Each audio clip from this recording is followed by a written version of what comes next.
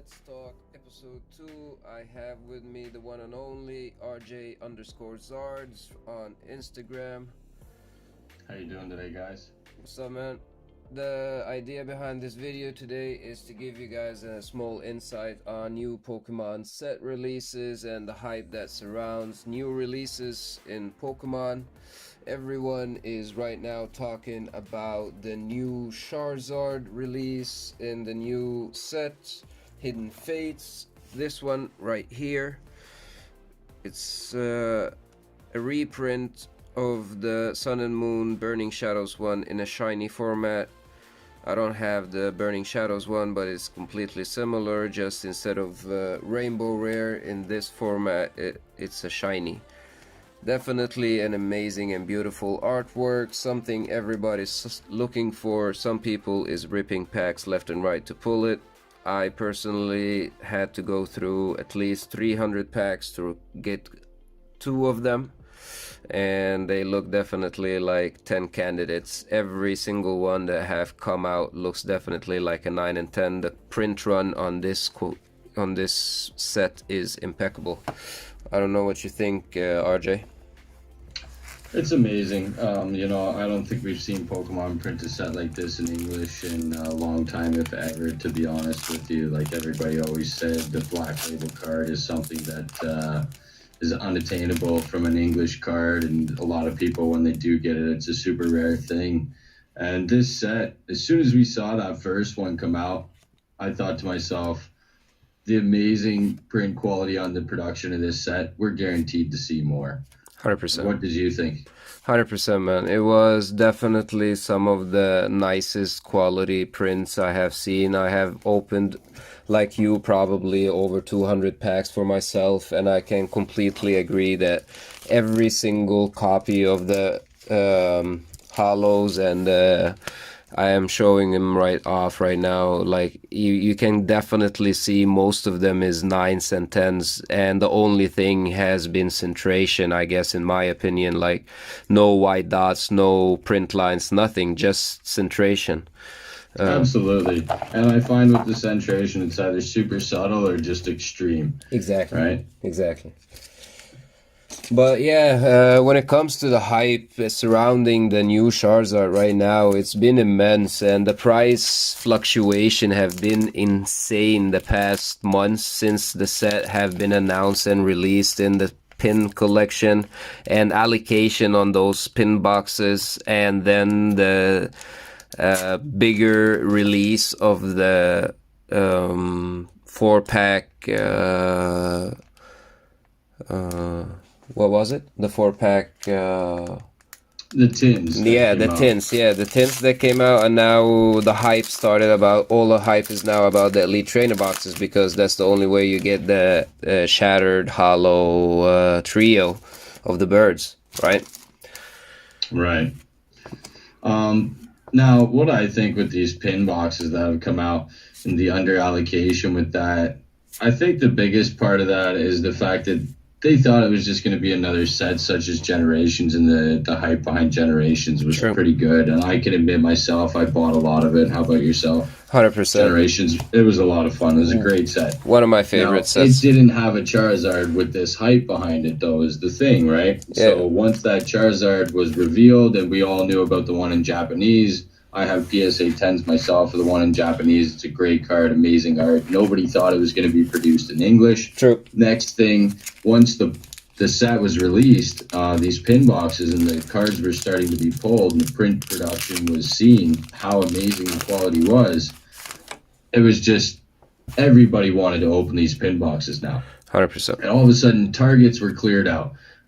Distribution warehouses were cleared out, local card shops and all these different places were cleared out, and I don't think they saw the drive that was wanted. And if not, it could also be Pokemon testing the market on the fact of whether the set actually has any hype behind it and any want, right? And once they see the want, then it's time to actually produce the set. 100%. And so I think that's the understatement of what's actually going on here with the pre-allocated pre-order pricing rising, and the fact that the set was so hyped up that all of a sudden stores are rising their pre-allocated prices on the ETBs, and people are selling the pin boxes at a higher than retail cost. And I can Like, understand that with the pin boxes at the start because they weren't found anywhere. All of a sudden, every store started to have and this more and is more in stock. The actually tins came out, and it's just more packs and more packs all the time. And this is Right. actually an international opinion as well, because I'm based in Norway, where our allocation is always stable because everything here gets sold at MSRP, and we don't have those mom and pop shops. So it's usually those bigger names that can provide that allocation of new product at release date. You know, we don't have those secondary distribution licenses that a lot of the Americans have, for example on Verbank, where you can get your product from the secondary market directly and jump over that cost for distribution, where you have to have the product in a store basically and have to pay cost for everything else. So we can actually get the product way lesser than MSRP online on Facebook's group, on Instagram, than buying them locally in our shop and supporting our local hobby shops that way. But then again, in Norway, our MSRP is extreme, and we're talking at least 10 to 15% above the normal MSRP in the States, or in Canada for that matter, where RJ Zards is based. And Right. Now, I think we should also touch on the fact that it's not to be understated that when something's released, and if you want to be the first one to open it, that's going to have something to it as well. And it's going to have a cost to it, right? 100%. And so if the product becomes limited and you want to be one of these first people open it, sure, you can go ahead and state the ETBs are coming, the tins are coming. Yep. But I mean, the reality of the fact is if they're not on the store shelves and they're not available at the current time, then sure, the sealed product's going to rise. But what I've noticed with the sealed product is that that's all anybody wants. They don't want the singles that are coming out from the set itself. It's all about the Charizard, right? 100%. And I know there's a lot of set collectors out there, and don't get me wrong, but it seems like you can see the singles all in a diminishing market. Well, everybody's standpoint. ripping packs. Everybody's ripping packs. You have thousands and thousands of packs of this same set in a local group that is getting open day in, day out. So the amount of freaking singles out there is immense, and it seems like nobody is actually collecting this set. It seems like everyone is just hunting for that elusive Charizard just to flip it for a profit. But right now, you can... That's what's going on. And if they're collecting this set, it's only because they're opening so many packs in the hunt for a Charizard. Exactly. They're like, hell, I might as well collect the set now. Exactly. You know? And right now, like, you can see what happening with the set price on the singles. Like, I have at least 100 hits right here, just besides me, that I haven't managed to touch, just because I don't really care about flipping anything. I like the set. I want to keep a lot of this to complete my own set. But it's insane how much of it is out there, and you can literally see the prices of every single card dropping from top value from the release days, where everything was super hyped and everything was super sought after, until now, where the Charizard is actually the most sought after card, is starting to show up everywhere, and there's a lot of them out there. And you can see that hype in the graded side of the card. Like, you can see definitely the card with perfect centration usually takes a few days to get it to the set needs to release. Then it goes to PSA, and it usually takes a few days to a month before we see the first PSA 10. This set had something amazing happen to it. We saw our first BGS Black Label Beckett 10 of a new set come out so fast after set release. I have never, ever seen it in the hobby before. Absolutely not. Usually after a set release, a card to get a Black Label or even a PSA 10 is usually you don't see it for about 30 days, 40 days after an actual set's released, right? Not 10 days after a pin box comes out. Exactly. So that was one of the biggest factors as well, too, is the fact that the card was in a BGS 10 so readily available. I wouldn't say so readily available, so fast it was available after the set 100%. Was so fresh. And I think that demanded a massive price tag too, right? Well, and the we first saw of anything, once again, in a PSA 10, I think, and that goes for any card we've ever seen go on the market. I think it goes that has hype behind it. It's going to be up there in pricing and then start to fall back down to a leveling standpoint. I think the biggest, sorry to interrupt you, Nos, but just to finish this one point, I think the biggest thing about the fact of the matter of the BGS dropping in value is that there's a select few that can actually afford such a card when it becomes such an unattainable value. 100%. There's only a select few collectors that are actually going to spend. It's all about being that first. You know what I mean? That was the only thing I was going to add was it's a lot. The price gets determined by the few that is like to be that I was first to do something. You know what I mean? Right, but how many people are out there spending $1,000 on tins right now trying to do that themselves? Exactly. And even if they are a collector, they're like, oh my gosh, you know, it's $3,000. Some guys demanding, just for conversation's sake, some guys demanding $3,000 for a PSA 10. Yep. I'll spend $1,000 and I'll open packs and do it myself.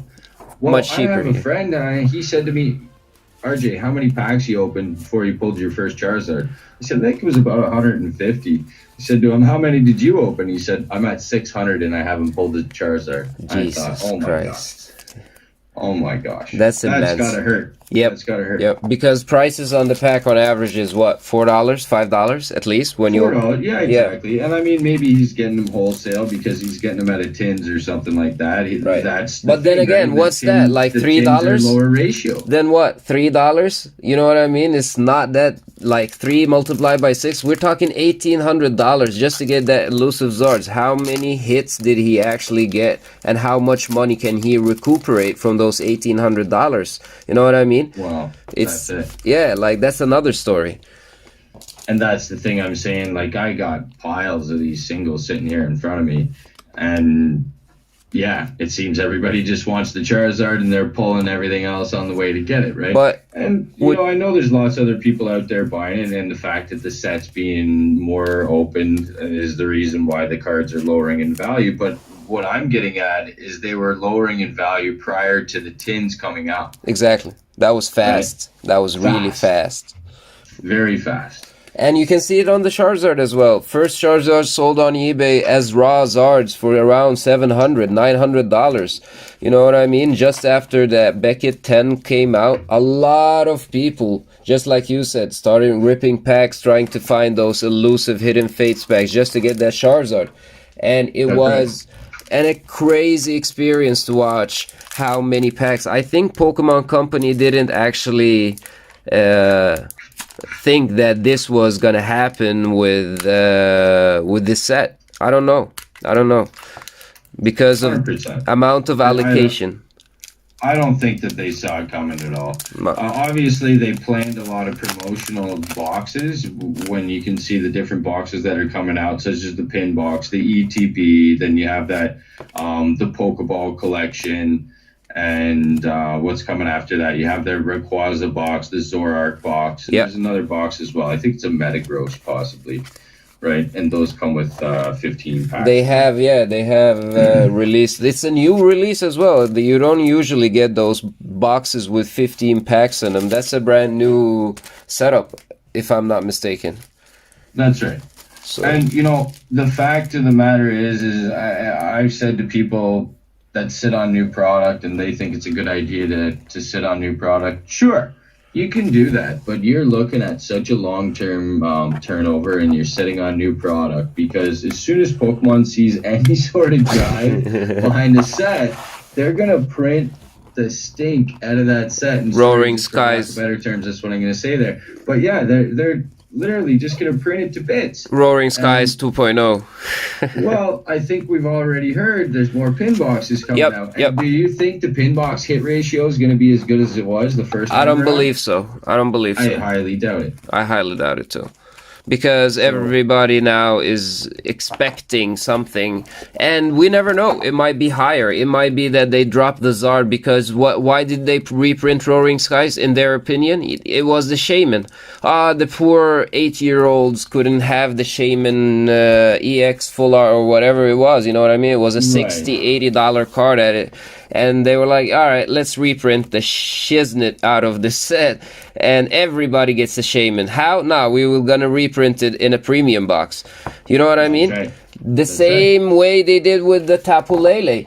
That's literally what they did. So I would not be even shocked if they start printing this card in a premium box, the Charizard itself in a premium box eventually. You know what I mean? It's not like it's a playable card. It's just for us collectors, in my opinion. Well, I'm not so sure about that due to the fact that we're very close to the end of the season of Sun and Moon. True. And Sun and Moon's wrapping up, coming to an end at the end of this year. So I think what we've seen in production and presented as this set in its entirety when it comes to the pin boxes, ETBs, and the other boxes I mentioned as well, I think that's all we're going to see up until Christmas, to be honest, because we've seen everything up until a November release. We don't know what's going to come in December, but this is the end of the Sun and Moon season, so I think that'll be wrapping up. You might be right next year, but I think they like to keep it within the set and the rotation as well, right? That's true. That's completely true.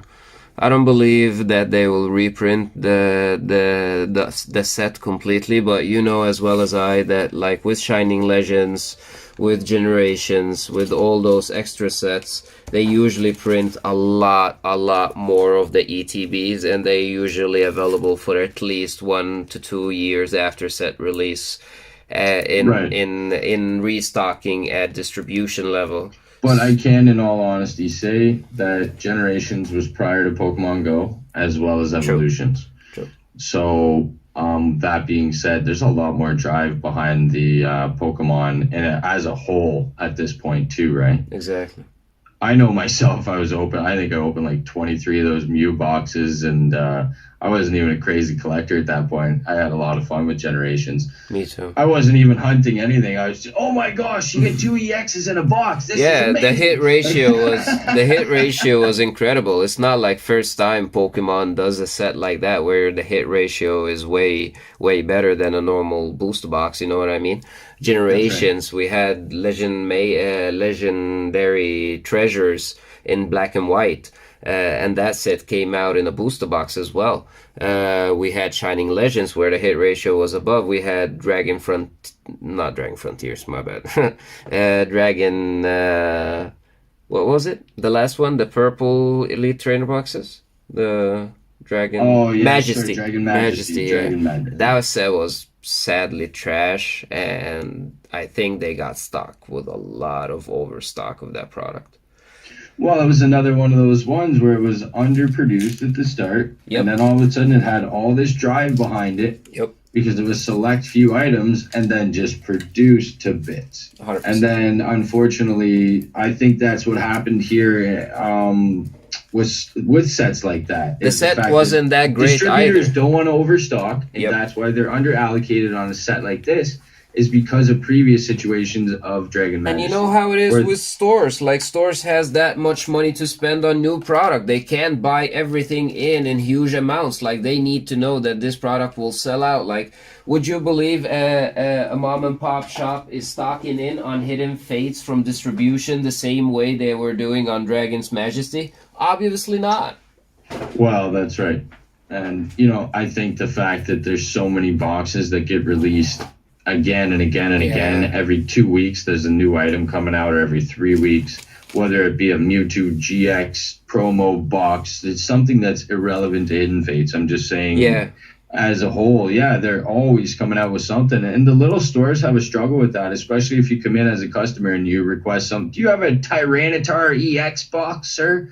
And he's like, for Pete's sakes, we just been cleaned out of friggin' Hidden Fates, and this guy wants a Tyranitar EX box. How am I supposed to keep all this stuff? Exactly.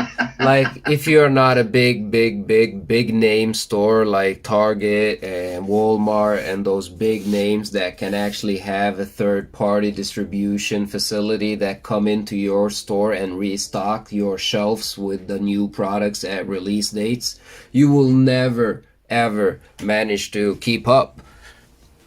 Well, it buries a lot of stores. I know that, That's and I think sad. that's why things like Magic, they don't produce a lot of promos for that reason. They just do their booster boxes and their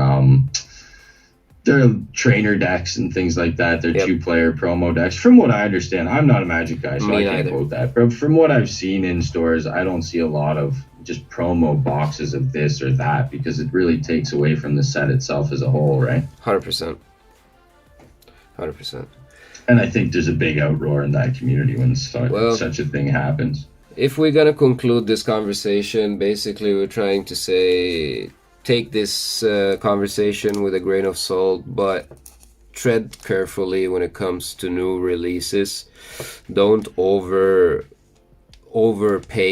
or overspend just to join the hype too much, because you might just sit there just like RJ Zard's friends that rip 600 packs and still having gotten the Charizard. He might as well have just bought 5 of them raw for that same amount of money he spent on ripping packs. You know what I mean? Because the biggest thing is the man, once he pulls it, it might not be that BGS 10. Exactly. Right? Exactly. So that's the harshest part of it all. Exactly. Because we see centration issues with cards all the time, and there is no guarantees for that perfect 10 anyway, in any way or in any set whatsoever. So, well, not only that, I opened a pack and one of the GXs in the pack, it was actually sitting up above the rest of the cards in the pack, and it had a little flick on the corner. That's not getting any black label, nothing. Or exactly. Can you imagine? That was a Zard. Thankfully, it wasn't. Exactly. But I'm just saying, like, it's there. The possibility is there. I even saw the one pack where all the cards had play damage on them. Literally every card in the pack ripped live, but it wasn't. Luckily, it wasn't luckily the rare. And wouldn't you know, it was a freaking Charizard. It was. Oh my gosh. Yeah, and we see that live all the time. Just to conclude the video, the gist of the story here is tread carefully, don't overspend. If you literally is opening the set just for a specific card, I guess buying the card is better than going all in on the set like that. Because it's way fun to rip packs, don't get me wrong, but it comes to one point where you're spending 4 times what the cards is worth just to have the card, then maybe you should reconsider. And that's right. That's the only thing I'm saying. Just because your friend went to Walmart and bought 1 tin and pulled it does not mean you're going to, is the hardest reality to accept. And I know you want to think you're going to, but yeah. Until the next one, guys, let's talk episode 3. We'll probably have another or several people, bigger names from the community that would love to share their experiences and their ideas with as many people.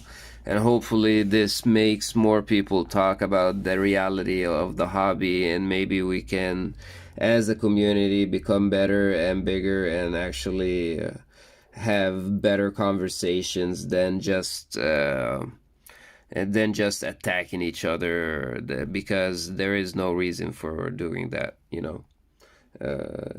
Growing up together as a community and becoming a better community, just like other communities, is more interesting, because if you put us in the same comparison to many other communities and collectible communities, we are quite young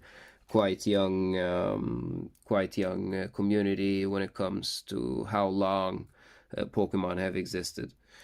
For example, comparing to Magic the Gathering or sports cards or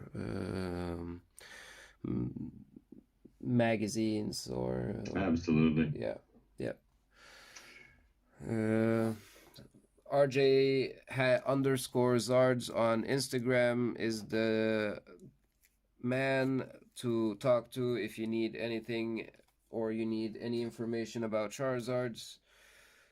You can find them on Instagram or live on Verbank City. every now and then. Until the next one, guys, stay safe and let's hunt together for that elusive Zard. Stay safe. Peace.